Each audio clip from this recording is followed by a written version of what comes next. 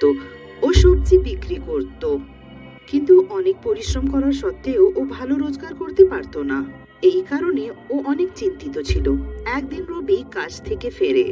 বাড়িতে তার বউ গঙ্গু তার অপেক্ষা করতে থাকে। আজকে তো বেশ দেরি করে ফেললে, কোথায় ছিলে? কি হলো? তোমার কি মনে হয় আমি কি টই টই করে ঘুরে বেড়াই নাকি?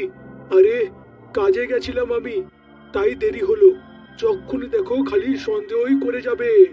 রবির কথা শুনে গঙ্গু বলে, আরে তুমি তো বেকারই রাগ করছো, আমি তো তোমার জন্য চিন্তিত ছিলাম।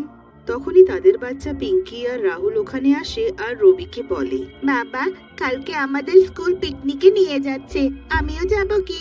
কোথাও যাবি না পিঙ্কি, চুপচাপ বাড়িতে বসে পড়াশোনা করো। আর এমনিতেও আমাদের কাছে অত টাকাও নেই। বাবা, তোমার কাছে তো কোনোদিনই টাকা থাকে না। আমি তো ছোট্ট একটা আবদারই তো করেছি, সেটুকু কি তুমি পুরো করবে না? রাহুলের কথা শুনে রবি রেগে যায় আর ও তাকে জোরে একটা থাপ্পড় মারে।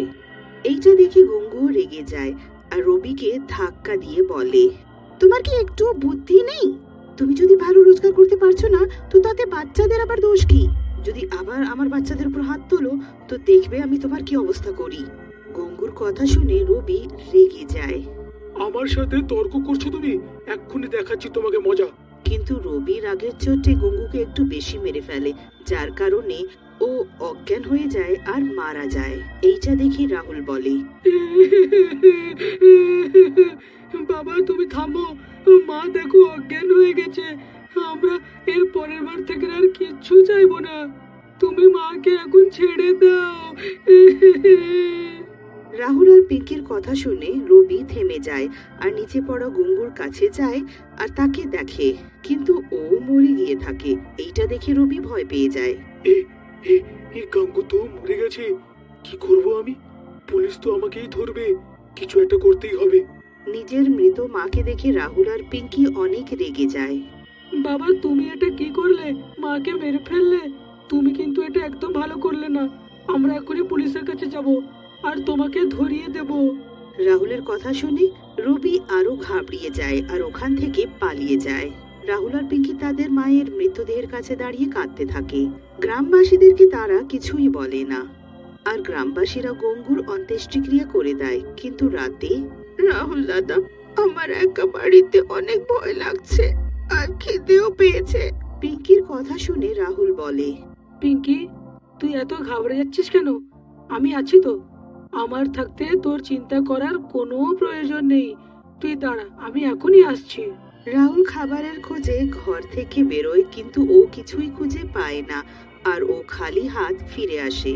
এই পিঙ্কি শোন, আমার মনে হয় আমাদেরকে ক্ষুধার্ত ঘুমাতে হবে, কারণ আমি তো বাইরে কিচ্ছু পেলাম না আর বাড়িতেও খাওয়ার জন্য কিচ্ছুই নেই। রাহুলের কথা শুনে পিঙ্কি বলে, তুমি চিন্তা করো না দাদা, আমার আর খিদে নেই। তারপর দুজনে জল খেয়ে ঘুমিয়ে পড়ে। রাতে দরজায় কেউ ঠক দেয়। দুজনে উঠে পড়ে। তারপর রাহুল গিয়ে দরজা খুলে দেখে দ্বারে গঙ্গুর আত্মা দাঁড়িয়ে থাকে। গঙ্গুর আত্মাকে দেখে রাহুল খুশি হয়ে যায়। আত্মাটা ঘরের ভেতরে চলে আসে। পিঙ্কিও নিজের মায়ের আত্মাকে দেখে খুশি হয়ে যায় আর তাকে জড়িয়ে ধরে। গঙ্গুর আত্মাও নিজের বাচ্চাদেরকে দেখে কাঁদতে লাগে আর বলে, ঠিক বললে আমার সোনা, আমি তোমাদেরকে ছেড়ে কোথাও যেতে পারলাম না, আর দেখো ভগবানও আমাকে পাঠিয়ে দিয়েছে ফেরত তোমাদের কাছে। তারপর গঙ্গু নিজের কাছ থেকে রাহুল আর পিঙ্কিকে খাবার দেয়। দুজনে পেট ভরে খেয়ে ঘুমিয়ে পড়ে। পরের সকাল গঙ্গু রাহুল আর পিঙ্কিকে নিয়ে অন্য একটা গ্রামে চলে যায় আর নিজের রূপ পাল্টে ডিম বিক্রি করার ঠেলা লাগায়। আমি গ্রাম থেকে তো বাইরে চলে এসেছি ভগবান, যাতে কেউ আমাকে চিনতে না পারে। ভগবান, আমার সাহায্য করো, যাতে আমি আমার বাচ্চাদের পালন পোষণ করি। তারপর গঙ্গু রোজ ডিমের ঠেলা লাগাতো আর ডিম আর অমলেট বিক্রি করত। তার অমলেট আর ডিম বেশ সুস্বাদু থাকতো। এই কারণে দূর থেকে লোক ওর কাছে আসতে লাগলো। গঙ্গু বৌদি, তুমি যে মামলেটটা বানাও না, সেটা খুব সুস্বাদু হয়। হ্যাঁ, আমি এরকম মামলেট নিজের জীবনে কোনো দিনও খাইনি। গ্রামবাসীর কথা শুনে গঙ্গুর আত্মা বলে, সত্যি দাদা, কিন্তু আমার বরের তো আমার হাতের খাবার একদম পছন্দ নয়।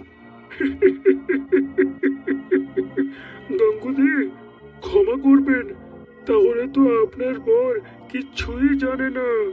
আপনার বানানো মামলেট হেব্বি সুস্বাদু। যেই যেই সময় কাটে গঙ্গুর কামাই বেড়ে যায়, আর রাহুল আর পিঙ্কিও অনেক খুশি থাকতে লাগলো। কিন্তু তাদের ভাগ্যে খুশি বেশি দিনের জন্য ছিল না। গঙ্গুকে অনেকজন ঈর্ষাও করত। একজন রানা নামের একজন ঠেলাওয়ালা নিজের বন্ধু কালাকে বলে, চবের দিকে রে গঙ্গু এখানে ঠেলা লাগিয়েছে, আমার তো ব্যবসা বন্ধ হয়ে গেছে। কে জানে কি মেশায় নিজের মামলেটে যে সব লোকেরা খায়। এত রাগ হয় না ওকে দেখলে? হ্যাঁ দাদা, ঠিক বললে। আমি তো এটাই চাই। জবের থেকে এসছে আমাদের ব্যবসা বন্ধ করে ফেলেছে। তারপর কালা আর রানা গঙ্গুকে মারার যোজনা বানায় আর তাকে মারার জন্য একটা লোককে ডাকে। সেই লোকটা আসলে রবি থাকে, যে এখন একটা গুন্ডা হয়ে থাকে। তোরা চিন্তা করিস না, ওই ডিম বালির আমি ভর্তা বানিয়ে দেব। তোরা শুধু বল ও কোথায় ঠেলাটা লাগায়। তারপর রবি কালা আর রানার বলা জায়গাতে গঙ্গুর ঠেলার কাছে পৌঁছে যায় আর গঙ্গুর পেছনে দাঁড়িয়ে বলে, এই মেয়ে, তুই আমার বন্ধুদের ব্যবসা বন্ধ করিয়ে দিয়েছিস। তুই আজকের পর থেকে এইখানে আর ঠেলাটা লাগাতে পারবি না। রবির কথা শুনে গঙ্গুর আত্মা পাল্টে দেখে। রবি গঙ্গুকে দেখে হয়রান হয়ে যায় আর ভয়ে বলে, গঙ্গু, তুই তুই কি করে বেঁচে আছিস? আমি তো তোকে নিজের হাতে মেরেছিলাম। রবির কথা শুনে গঙ্গু হাসে আর বলে, তোর মৃত্যু আমার হাতেই হবে।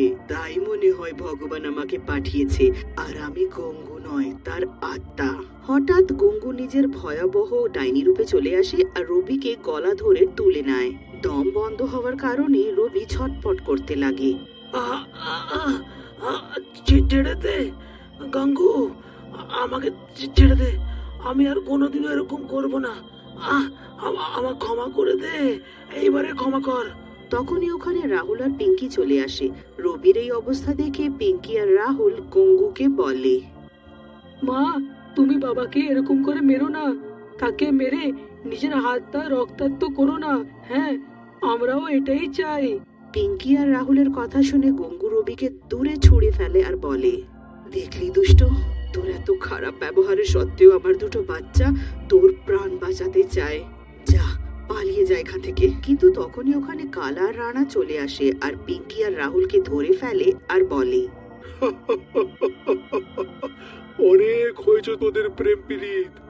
গঙ্গু, তুই আমাদের অনেক ক্ষতি করে দিয়েছিস রে। শোন, তোকে তো এখন আমরা ছাড়ছি না। এতটা বলে কালা আর রানা হাতে চাকু বার করে আর রাহুল আর পিঙ্কির গলার উপর রেখে দেয়। কিন্তু তখনই রবি তাদেরকে জোরে ধাক্কা দেয়। দুজনে পড়ে যায় আর পিঙ্কি আর রাহুল মুক্ত হয়ে যায়। এটা তুই কি করে ফেললি রে রবি? সবচেয়ে প্রথমে এখন তোর নম্বর লাগাবো। এতটা বলে রানা আর কালা রবিকে চাকু মেরে দেয়। রবি আহত হয়ে পড়ে যায়। গঙ্গুর অনেক রাগ হয় আর ও তাদেরকে তুলে দূরে ছুঁড়ে ফেলে দেয়, যার কারণে দুজনেই মারা যায়। গঙ্গু রবির কাছে যায় আর বলে, আজ তুমি আমার দুটো বাচ্চার প্রাণ বাঁচালে, এই কারণে আমি তোমার সব দোষ ক্ষমা করছি। গঙ্গুর কথা শুনে রবি কাঁদতে লাগে আর বলে, আমায় আমায় ক্ষমা করো গঙ্গু, আমার দ্বারা অনেক বড় ভুল হয়ে গেছে, আমাকে ক্ষমা করে দাও। রবির কথা শুনে গঙ্গু বলে, তোমাকে আমি ক্ষমা তখনই করব যখন তুমি নিজের বাচ্চাদের খেয়াল রাখবে। আমি আমার বাচ্চাদের জন্য অনেক টাকা রেখেছি, আর এবার এই ডিমের ঠেলা তুমি সামলাও। আমি ওদের ভালো মতন খেয়াল রাখবো, আর এর পরের বার থেকে টাকার পেছনে আমি ঘুরবো না, অনেক পরিশ্রম করব। হ্যাঁ, অনেক। তারপর গঙ্গুর আত্মা ওখান থেকে গায়েব হয়ে যায়।